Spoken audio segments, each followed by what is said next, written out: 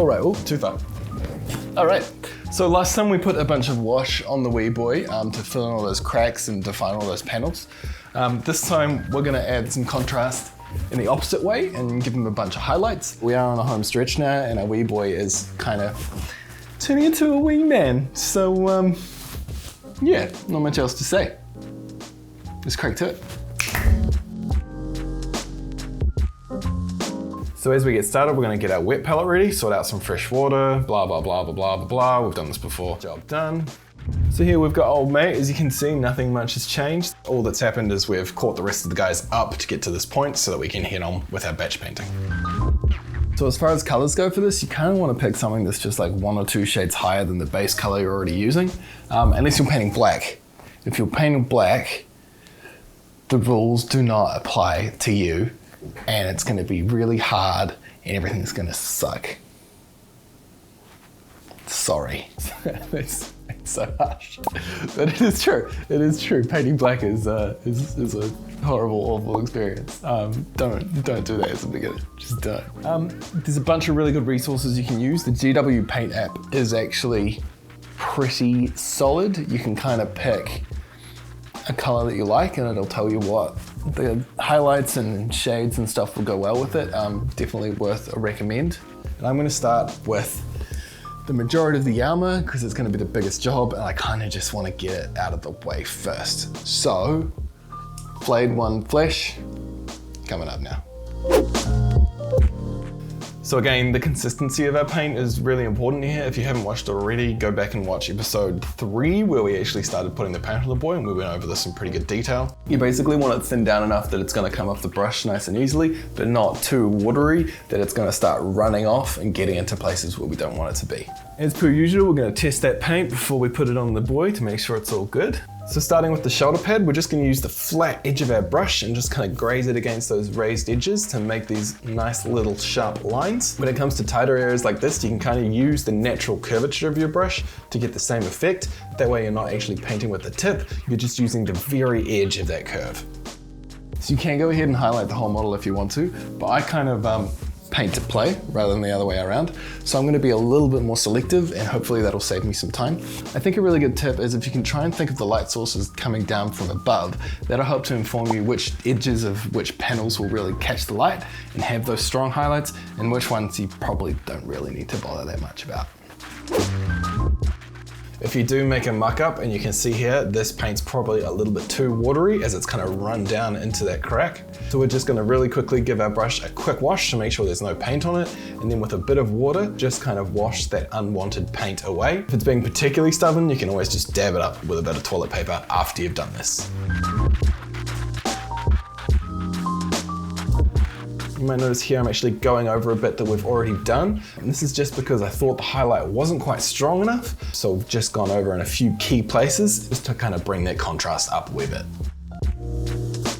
You can see here again, I've buggered it up. So we're just gonna wash that brush, just wet that area so the paint's nice and runny. And then you can just soak it up with the corner of a bit of toilet paper. Bloody solved it. When it comes to the hands, so I'm just gonna put a little bop on the top of the thumb there and then go ahead and pull a little line on each segment where the armor meets, giving it a nice bit of contrast. This is really important as the hands and the face are the most expressive parts of the human body, so we wanna have really strong highlights here to draw attention into those areas. That also goes for these raised pieces around his collar. The contrast with the dark underneath his face and then the light around it is going to draw our attention in there, so we're looking him dead in the eyes. This is also true for the back portions of that collar. Because we are looking top down at our boy, we want to make sure he's got a perfect little ring around his head and make sure that all the attention's focused on our boy's face. There are some little bits like this part of the face where you just can't get a full highlight, so just kind of dab a little bit there and give the impression of volume rather than actually being too specific. And again, you can see here with the face, we want to make sure that we've got a strong highlight around his eyes to really draw us into that area, as well as that kind of little piece on the raised bridge of his nose there. Now, if you're feeling really confident, some people like to put an extra highlight just here on the shoulder pad, just to really define where that raised edge and the flat pieces meet.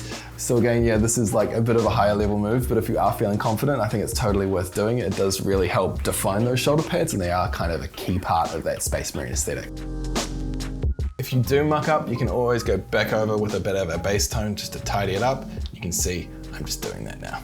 So once we've done our little tidy ups on this area, I'm just gonna hoon around the boy, doing all these highlights, making sure he's nice and contrasty and looking really good. I think all in all, this took me about 35 minutes.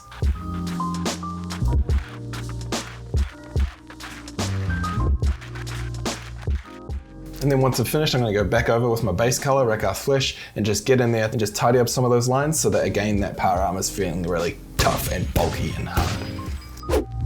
And here he is, armor all highlighted. Our big bad boy is starting to look pretty good. You can see here, compared to his little brother, he's looking a lot sharper, a lot crisper, a lot cleaner, and he's only gonna look better when we start highlighting those black and metallic pieces, which is coming up now. So because I painted my black pieces Eshin Grey with a null oil wash, we're gonna go back over now with a bit of Dawnstone just to bring out some of those edges. Now, it probably is worth mentioning, if your metallics are a little more metallic, you probably want to go from something like Ironbreaker as your base to Runefang Steel as your highlight. But because we're doing a bit of a different look with our boys, we're going to put one extra step in the middle, which is the grey here. Again, we're just going to go around catching those raised edges. There isn't anything super complicated here that we haven't already done in the step before. We're just going to hoon around the model, trying to catch all those little pieces to make them really stand out. One thing that might be worth talking about is the cable here. So we're going to put a little edge highlight on both ends of the cable here. So we're going to put a little dash on either end of those segments, and then a little line where the sun would be hitting that cable here, just so it gives it a bit of depth and definition. And we're just going to hoon around and do that to all the little metal segments down the bottom. We're actually also going to do that for the rubber part at the top here, just on the black pieces. And we're going to go over those orange ones a little bit later on in the same line. We're actually doing a very similar thing to the top of the rounded little handles on his backpack here. And because they are a larger kind of cylindrical object, we are giving them a fatter, kind of chunkier line to fill it out a wee bit. If you think it's looking a little too stark compared to the black, it might be worth just dabbing your thumb on there and smudging it along a little bit. So yeah, we're just going to carry on as we did before, hooning around the boy, raising all these edges and adding a bit of contrast. And once we're done with that, we're going to make sure we give our brush a good wash, and we're going to move on to some Runefang Steel. Now, if you're planning on doing any weathering on the boy, especially on those edges of the armor where maybe the paint's worn away, showing the metallic pieces underneath, this is exactly the process you want to follow. We're going to make sure we give this boy a really good shake, and that's because he's got little metallic flakes in him. That's what make him all shiny and catch the light. Because of that, I'm going to make sure to put him away from the other paints in my wet palette, and I'm going to make sure to do all the metallic pieces in one go, not do any touch-ups while I'm going. That's because those little flakes will get in your water and mix them with your other paints and really just ruin your day. So the technique here is actually almost identical to the highlighting that we've done already, but the thought process behind it is a little bit different. So we just want to go around the boy, catching any edges that are kind of sticking out, not the whole piece, but just little corners of bits where things would bang together and kind of the paint would rear away. So around this wee cable port here, you can imagine that cable coming in and out will be scratching that paint away, so it's going to be particularly rough. The corners of that little receiver up top where they kind of stick out, they would bang against things as he's moving around or as it's sitting in storage, just little things like that.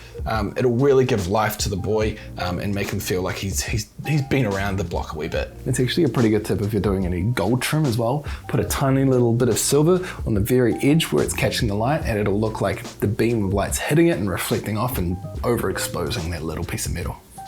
So we're just going to hoon around the model, doing this to all these little metallic pieces, making sure that we're being pretty careful. And you don't want to overdo it with this stuff. It really is on just little pieces here and there, especially on the corners, especially if they're sticking out, because that's where the damage and the wear and tear is most likely going to happen. So we really are going to start hooning around the boy at this point. I think this whole process from the blacks to the metallics took about 35 minutes. And then, as we said before, we're going to make sure we give our brush a really good clean. Again, checking for any little bits of those metallic flakes that'll be in your brush head, especially right where they meet at the bottom or in the tip. And then we're going to make sure we switch out our water for a new one and give our pot a really good wash. And here's old mate, and he is looking totally f***ing badass now. You can see here next to his little brother, he's looking a million times better. Those highlights have added so much contrast and interest and like reality to this boy, and these next few steps are only gonna further that.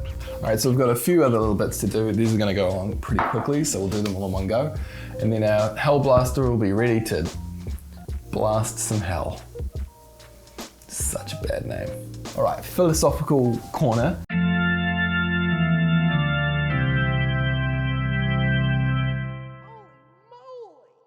Does Hell Blaster blast at hell, or does he blast hell at his people that he's trying to kill? It's a question for the ages, man. Spent a lot of time thinking about this shit. So we're gonna go over the leather, for which I'm gonna be using Pt5 bone. So we're just going around this as we were before, using the curve of that brush to highlight those edges, putting a little dot on the button there so it stands out as well. As well as the holster, we're gonna go around and do any pouches or the belt that goes around his waist. And once we've done it, I'm gonna go around that pistol holster one more time with a paint that's maybe a little bit too thinned out. And as I paint each line, I'm gonna give it a wee smudge towards the center of the piece. That's gonna really give it that kind of tough, like aged, hard leather feel. Just makes it feel really dry and used and well worn. It just helps to give a lot of life to what otherwise might be a just kind of forgotten little detail. You can see here as I'm doing it, these lines are a little bit fatter than usual and a little bit wetter, and that's just to give us a bit more of that smudgy effect. Then we're just gonna move on to a bit of Mephiston red, and we're just gonna put it on these cables here, just on the top where the sun would hit the apex of these cables, the one on his gun, the one on his helmet, and then this little boy on the back of his elbow, which quite often gets skipped. We're then gonna get a little bit of white scar and pop that on our palette. You'll notice I'm mixing the red into the white. That's because I wanna control it really carefully and make sure it doesn't go too pink. We want this to be like mostly white rather than like a really rosy pink color. And we're just gonna do one more little layer of highlights, a little bit less than we were before. Feel free, if it's looking a little sharp, you can use your finger to kind of smudge it down a wee bit.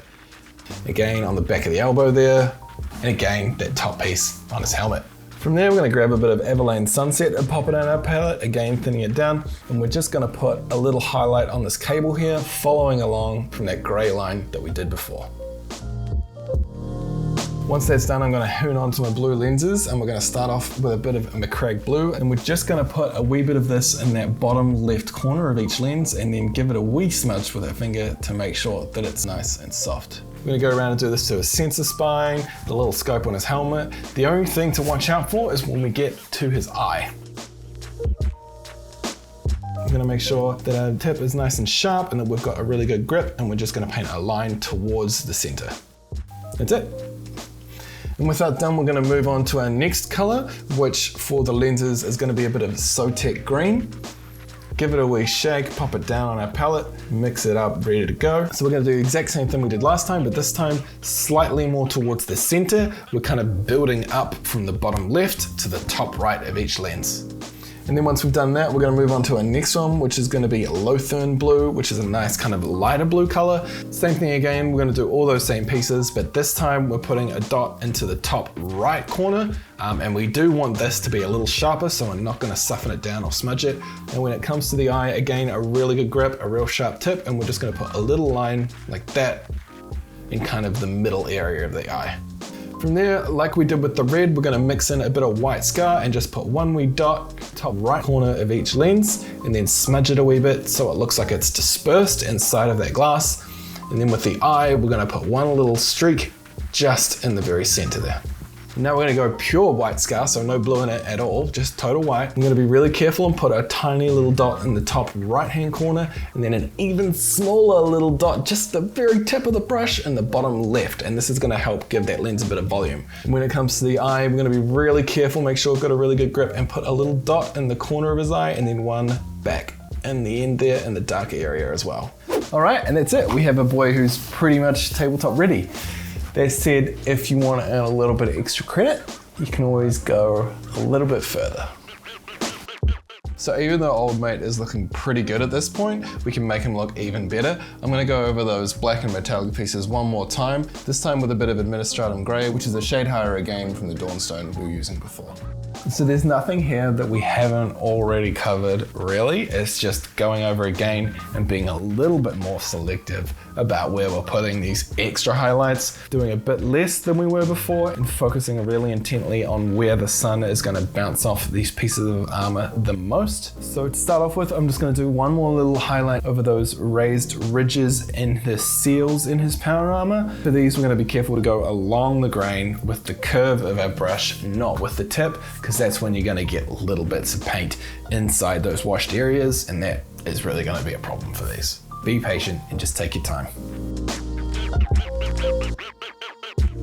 Once we've done the seals, we're gonna move on and do a little bit more highlighting over some of these metallic areas. We can use this to kind of soften down some of those metals in places, but also add even more contrast and bring some of those edges forward. And with the Administratum Grey done, we're gonna move on to a little bit of white scar. We've gotta be really careful with this stuff, because if we overdo it, we can really wash out all that contrast that we've been working so hard to build up. So this is less of an edge highlight and more of kind of popping little dots of color on some of those harsher, sharper edges. For example, on the very corner of the trim of the shoulder pad, or the very corner of that piece where the scratch is. We're gonna go around our model just doing little bits of this as we go, being really careful and really subtle with this. It's gonna add a lot, but if we overdo it, it can be a serious problem. So less is more. Now I'm using white scar for this because my boys are quite a light color, but if you're using a different color, you just wanna use the lightest version of that pigment that you can find. Again, like we talked about before, the hands and the face are really important. So we're gonna go back over and just on the tips of these fingers, as well as their knuckles, a little dab, just the tiniest amount will do so much. And now our boy is really, really looking tip top. There's a few little finishing moves that we're gonna do in the next one, just to really ground him in real life and make him feel grimy and used and beat up and like he's really been through some shit. And that's pretty much it. We're pretty close to the end now, guys. Our boy he really is like a wee man now, and a pretty bad dude at that. So we do have a few more things to do. We're not quite there yet. We've got to do a couple of little finishing touches and then base him. But yeah, he's coming along really well. I'm pretty excited to see what you guys are working on as well. So throw some stuff down there, or comments and tips and stuff as well if you want to. Otherwise, for okay,